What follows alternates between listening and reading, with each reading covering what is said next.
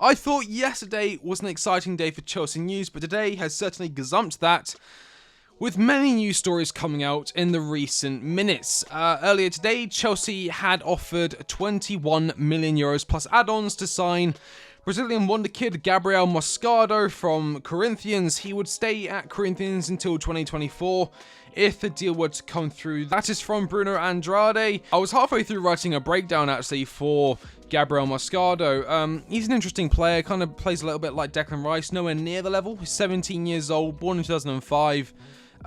He's played, I think, 8 games this season. So, well, he made his debut 2 months ago, so he's played 8 games. He's picked up 4 yellow cards.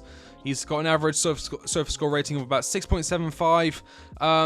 As I said, he plays a lot like Declan Rice, where he plays as a central, kind of more defensive midfielder in a 4-3-3 setup. On the ball, he likes to get forward. He likes to make runs. He's able to do stop and turn runs. I don't want to call it a McGeady spin. Is that the correct term?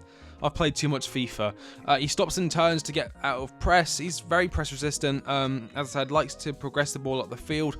Off the ball, he likes to roam in the midfield, either opening up passing lanes for himself or for his teammates.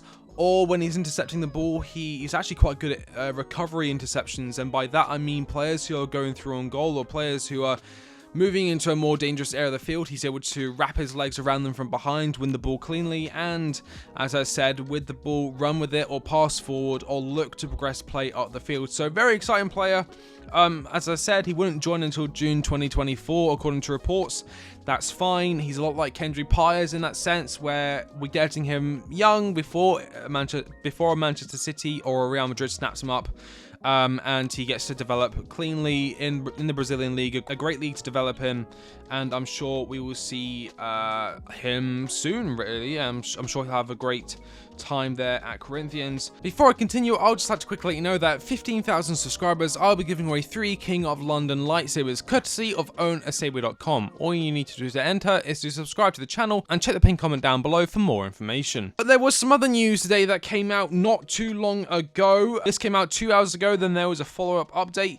Breaking, this is coming in from David Ornstein. Marc Cucurella to Manchester United is currently complicated after his appearance last night. For those of you who don't know, most of you probably won't know because the game wasn't televised, Marc Cucurella played last night against AFC Wimbledon and had a stinker. The reason Chelsea did that was to make him locked into the competition. If you play a game in a League Cup or something like that for one team, you then can't play in the same cup for another team. So in doing that, it meant that if Cucurella were to go to Manchester United, they wouldn't have been able to use him in their squad against whoever they came up against in the Carabao Cup. Cup tying him, I think the term is called. So we did that, and we thought, oh, brilliant, great idea. And now, then it came out, Manchester United want the option to terminate Marc Cucurella's loan in January. They have now turned their attention to Serge Reguilón. And then, 12 minutes ago, Manchester United have moved on from Marc Cucurella. So now it looks like Chelsea, although we managed to agree a deal, or basically on the verge of agreeing a deal with Manchester United to shift Marc Cucurella on for the rest of the season on loan, it looks like we have managed to bottle that in playing Marc Cucurella last night. In all honesty, we shouldn't have played him. It's always a bad idea to play a player who is in the middle of a transfer to another club, because you never know if he could get injured, or you never know if he could have a horrific performance and put the other club off, like what's happened. This now leaves the club with 3 left backs: Ben Chilwell, Marc Cucurella, and Ian Maatsen. And I think, I was pretty sure I saw Pochettino say he doesn't want more than 2 players in one position. Having 3 left backs, you know, it's a crowd. It's a crowded position of the field. And I think I did see some reports Burnley wanted to come in for Maatsen for another loan, and that Maatsen was attracting some attention from other clubs on a more permanent basis. And so I could genuinely see Ian Maatsen getting sold on deadline day. Tomorrow will be deadline day. I could quite easily see a club coming in bidding 25-30 million pounds and Chelsea accepting it. We were banking on getting some money in the Marc Cucurella deal to Manchester United in terms of a loan fee. Sorry, I think 7 million was the term. 7 million was banded around.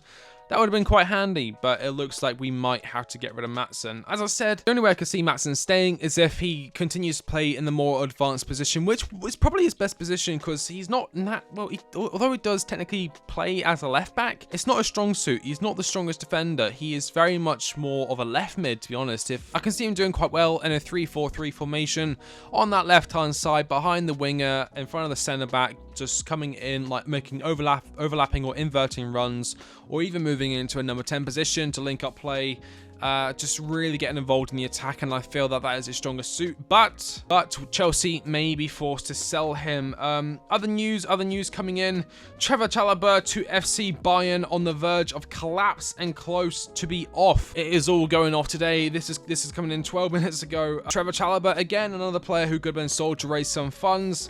I did expect Chalobah to be sold this summer, and it looks like a deal could be off. I think Chelsea were asking for 40-50 million pounds for his signature, which is quite a lot for a Trevor Chalobah. You know, I think the most any club would pay would be 30 to 35 million pounds, in all honesty. But then again, we are in a seller's market and prices are ridiculous. I mean, take for example, this new guy was signing, Gabriel Moscardo. 21 million euros plus how many in add-ons? I think they're asking for 25 million altogether. Let me just check what Fabrizio Romano is saying. Okay, so Fabrizio Romano posted an hour ago: understand Chelsea have sent a formal official bid for Gabriel Moscardo. 21 million euros fixed fee, no add-ons or sell-on clause currently included. 17-year-old midfielder would stay on loan at Corinthians until June. Corinthians currently asking for higher fee to make it happen, so probably in the 25 million euro ballpark. As I said, we are coming up to the end of the transfer window. This is when you start seeing deals like this happen, kind of out of nowhere, out of the blue deals. You think, oh, okay.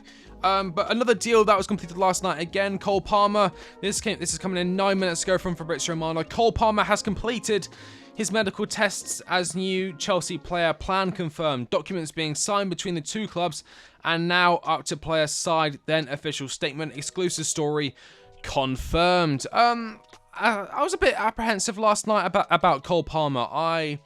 You know, when you compare him to the likes of, I'm going to say his name again, Mohamed Kudus and Ryan Cherky and Xavi Simons and Florian Wirtz, though Florian Wirtz would have cost double him, and I understand it would have been expensive. I do actually feel somewhat confident now that Cole Palmer will come good.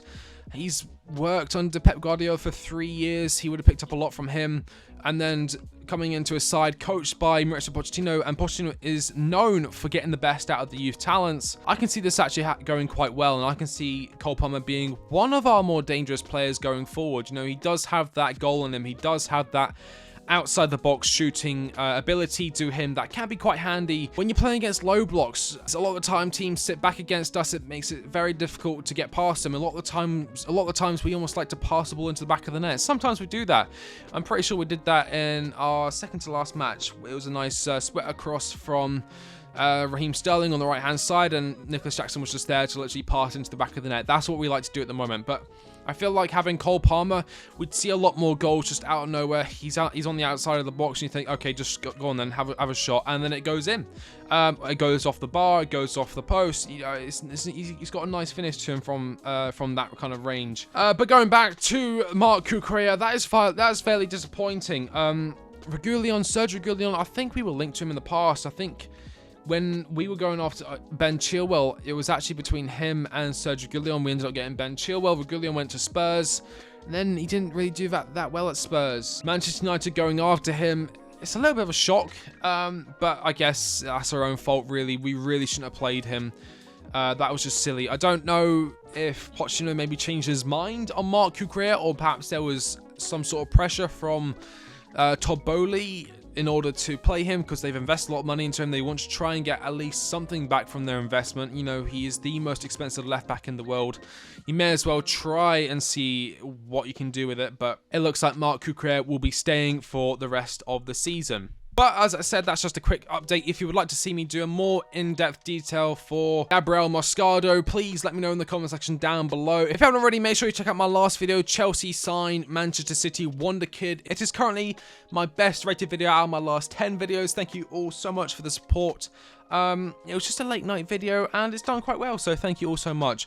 It is truly humbling. If you haven't already, make sure you subscribe. As I said, I'd love to hit 13,000 subscribers before the end of the month. If you can do that, it'll be massively appreciated. As always, I've been The Quick Take, and I will catch you on the next one. See you later.